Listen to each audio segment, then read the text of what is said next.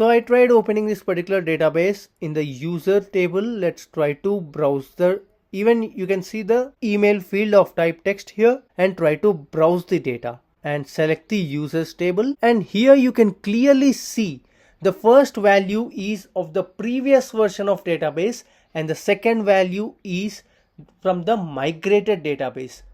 And here you can clearly observe earlier there was no email field, so it was null, and now we do have email field, even the email address added to the database.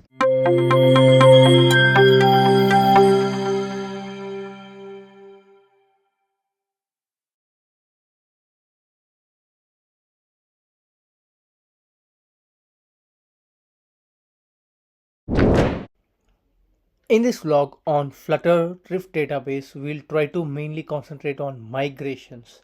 Yes, the migrations is a very important concept in database, and this is useful whenever you try to update the new columns in your existing database. So now let's try to see the existing table here. We are having three fields like ID, name and age, and we are trying to add additional field email. So this is the existing table and we are trying to add the email here.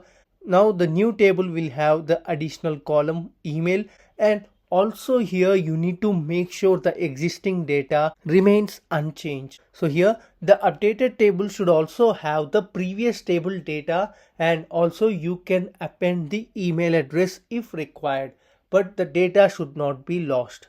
And how you deal with this particular process is called the migration strategy, and that is what today we are going to discuss in this particular video.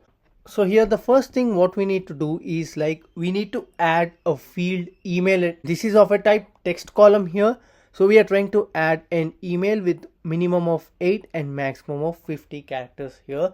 And this is the additional field which we are going to add in the users table, and also appropriately try to update the schema version as well. So as you are well aware, schema version plays a crucial role in the database management. So whenever you try upgrading the schema version, right, then the Flutter Drift will come to know like there is some change happened here. We need to process the change and try providing the tables appropriately. So now let's try to run this particular application, and here you can see I am trying to use Android emulator now. So till the previous tutorial we were trying to use iOS simulator, and I got an issue when I tried running the code on the Android device, and the reason is we don't have SQLite 3 by default available on the Android device, and for iOS the operating system includes SQLite 3, so there we don't have any issue running this particular application. And I suggest you to add this particular dependency before trying to run on the Android device, and also just let me know if you're still facing the issue. I'll surely try to help you. So now we have added the additional column here and also upgraded the schema version. Let's try to run this particular code and see the error what you will get. And also here I already have the application installed on my Android emulator, and also there is some data.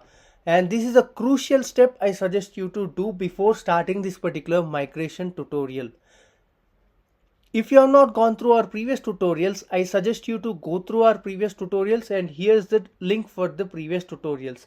And why I am asking to have the existing data in the table, because we are trying to migrate.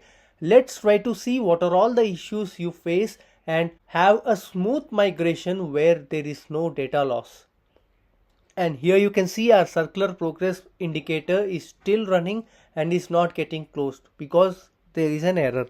Let's try to see what is that error. Let's try to add some data. Then you will be able to see the issue here. You have bumped the schema version of your Drift database. Yes, we have bumped the version here to 2, but didn't provide a strategy for schema updates. Yes, we have not provided any strategy, and that is the reason Drift database is not able to proceed further and is not even able to read the existing table as well. So now let's try to solve this particular issue. I'll quickly try to add the migration strategy and also will explain you what exactly it does. So we do have the migration strategy from the drift.dart file, and this is an override method. So this will help you to have a smooth migration from your previous version of database. Three methods here that will help you to have a migration strategy, and the first one is onCreate.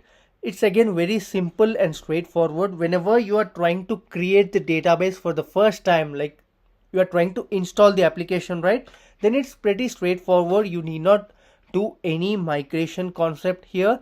You just try to install the you just try to create the table with the existing fields. So as you are not having any prior table, so this is a straightforward thing. You can just try to create all the columns that will be created, and there is no conflict. But the problem arises when you are already having the database, like your application is already installed. In the next version of the application, you made some database changes. So in this particular scenario, you need to upgrade the existing table instead of recreating the table. So here we are trying to have three fields here. Let's try to see how exactly we are going to do this. So the first thing is we are trying to find this schema version here. So from the schema version is 1. So whenever you are trying to migrate from this particular version 1 here, make sure you properly add the additional column using the migrator. So m.add column, and here you need to specify the users table and also that particular field which you have newly added, and the newly added field is user email here. And also you are able to see the error, right, because we have not yet generated the file. So here this is our generated file, we have not yet generated the file. And also we do have one more method. This is again an optional method here. So this is called before open. So before opening, you can run any checks here so that before the DB open, this particular block of code is being executed. So you can have some information here. And again, this is an asynchronous method, but I don't want to use this. Just for your information, I'm trying to provide this particular method. And also one more thing here, we should not make it width length here. It should be nullable, because whenever you are trying to upgrade the existing table, by default the previous values won't have email address. So if you provide like width length, right, you will face again an error because the previous rows don't have the email address, so that will cause an issue. So let's try providing it like nullable. This can be null.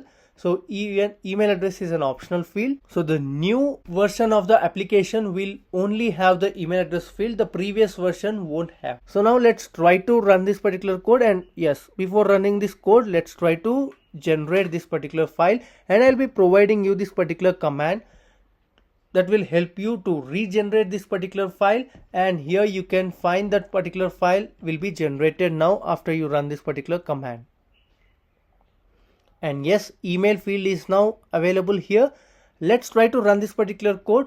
And also, as I said earlier, whenever you try to make this particular migration strategy, right, already have an application installed and also some data. Yes, we do get some issues here.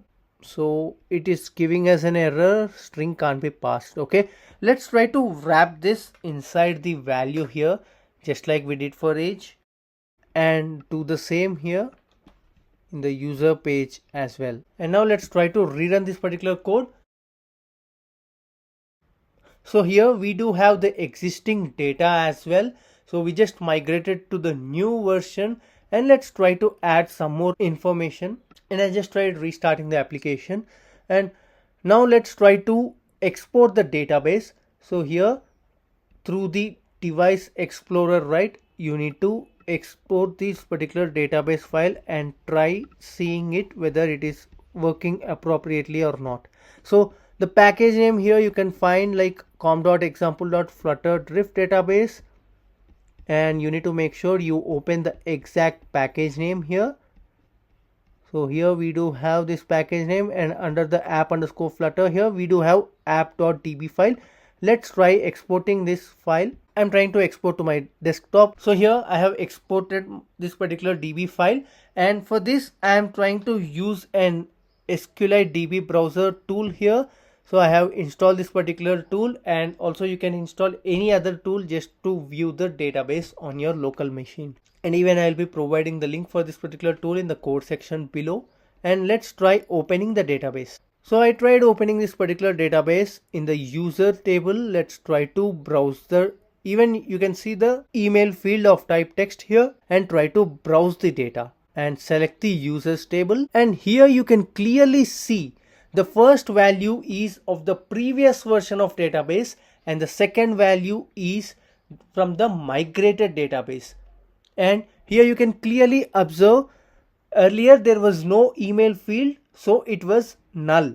And now we do have email field, even the email address added to the database. And this is how you migrate your existing Flutter DB to the new version. I hope you found this tutorial interesting, and if you like this tutorial, do like, share and subscribe to our channel for more interesting content.